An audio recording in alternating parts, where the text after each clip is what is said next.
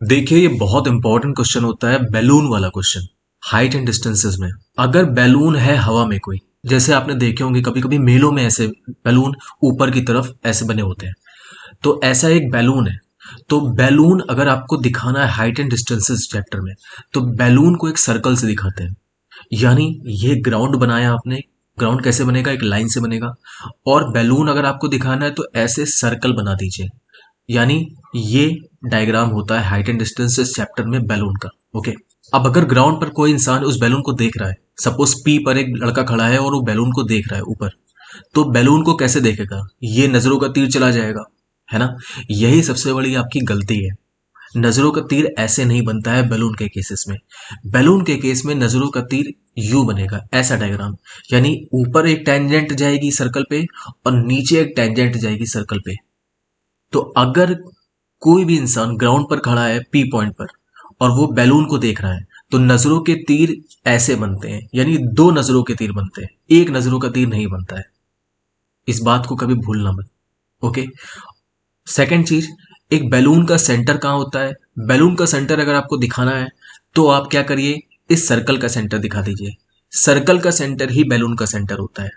कोई आपसे कहेगा बैलून का सेंटर क्या है, आप कहना ये सी पॉइंट। सी पॉइंट ही बैलून का सेंटर है, जो सर्कल का सेंटर है वही बैलून का सेंटर होता है। ठीक है, तो कमाल की बात क्या होती है कि सपोज अगर पी पर खड़ा इंसान बैलून को देख रहा है अल्फा एंगल से, ठीक है, और आपने पी को सी से जोड़ दिया, तो ये जो दो एंगल बनते हैं ये हमेशा हाफ हाफ होते हैं। यानी ये अल्फा बाय 2 होगा और ये अल्फा बाय 2 होगा। ये चीज हमेशा याद रखिए। अगर क्वेश्चन में दिया है कि पी पर खड़ा इंसान बैलून को देख रहा है 60 डिग्री के एंगल से, तो इसका मतलब क्या हुआ कि पीसी लाइन जो है वो 60 डिग्री को दो बराबर एंगल में डिवाइड करेगी, यानी ये 30 डिग्री होगा और ये भी 30 डिग्री होगा।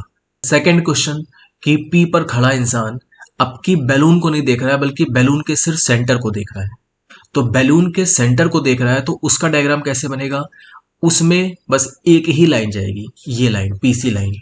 ये नजरों का तीर चला गया, बस। समझ रहे हैं फर्क है? ये देखिए दो डायग्राम है। ये फर्स्ट डायग्राम में क्या है, पी पर खड़ा आदमी बैलून के सेंटर को देख रहा है। सेकंड डायग्राम में पी पर खड़ा आदमी पूरे बैलून को देख रहा है। पूरे बैलून को देखेगा तो दो नजरों के तीर आपको बनाने पड़ेंगे, और अगर सेंटर को देखेगा तो सिर्फ एक नजरों का तीर बनेगा। तो ये होती है थ्योरी बैलून की। बैलून वाले क्वेश्चन हाइट एंड डिस्टेंसेस में आएंगे तो डायग्राम आपको बनाना आना चाहिए, बहुत बड़ी बात नहीं है, ये सिंपल सी बात होती है। ओके, तो ये बैलून का थोड़ा सा कॉन्सेप्ट होता है जो जानना जरूरी है। अब एक क्वेश्चन करते हैं बैलून वाला, उससे आपको बिल्कुल क्रिस्टल क्लियर हो जाएगी सारी पिक्चर। तो देखिए एक क्वेश्चन है आपके सामने, a round balloon of radius r. तो मैंने बना दिया ये बैलून रेडियस आर है, subtends an angle alpha at the eye of the observer. यानी सपोज पी पर कोई ऑब्जर्वर खड़ा है, उस पर अल्फा एंगल बना रहा है। तो अगर अल्फा एंगल बना रहा होगा तो ये पी को सी से जोड़ेंगे तो ये दोनों अल्फा बाय 2 और अल्फा बाय 2 हो जाएगा, है ना। अगली लाइन लास्ट में क्या है, while the angle of elevation of its center is beta. यानी सेंटर पर कितना एंगल बना रहा है, बीटा बना रहा है। तो आपको पता है कि अगर ऑब्जर्वर सेंटर को देखता है तो दो नजरों का तीर नहीं एक ही नजरों का तीर बनता है, तो उसको आपने जोड़ दिया, तो यानी कि पी को सी से जोड़ दिया आपने। ये एंगल कितना है, बीटा है, तो बीटा लिख दीजिए इसको। तो ये अल्फा बाय 2 अल्फा बाय 2 है, और ये एंगल जो है यानी कौन सा एंगल, सीपीबी। सीपीबी एंगल जो है उसको बोल दिया मैंने बीटा। ठीक है, आपसे क्वेश्चन में क्या कह रहा है कि prove that height of centre of balloon, यानी बैलून के सेंटर की हाइट जो है वो ये होगी r sine beta cosec alpha by 2। ये प्रूफ करना है आपको। ठीक है, तुम्हें दिमाग पे बिल्कुल जोर नहीं डालना है, मैं करके दिखा रहा हूं, तुम बस ध्यान से समझते रहो।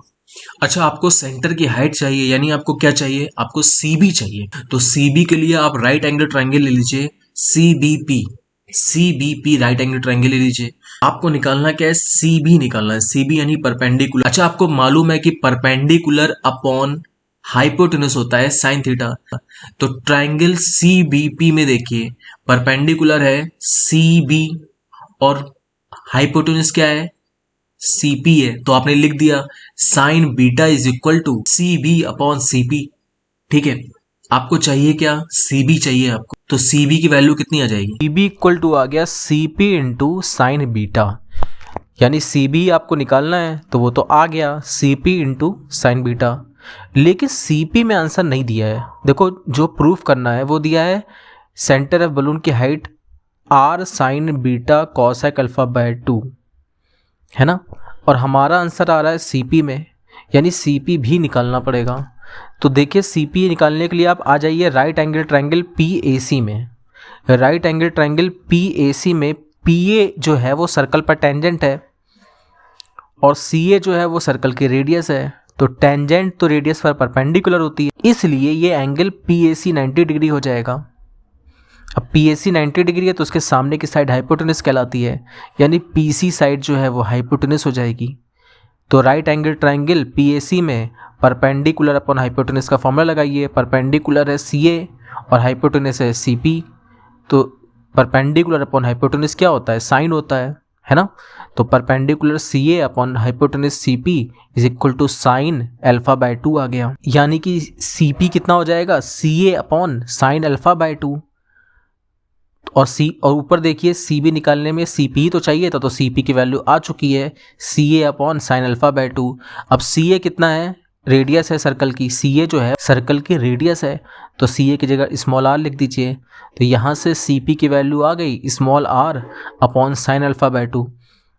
इसको ऐसे भी लिख सकते हैं कि small r into cosec alpha by 2। बस अब ये सीपी की वैल्यू अपने फॉर्मूले में रख दीजिए ऊपर वाले सीबी पे। तो CB equal to CP sine beta था, यानी r cosec alpha by 2 sine beta हो गया। और यही आपको देखो प्रूफ करना था, तो क्वेश्चन आपका प्रूफ हो गया।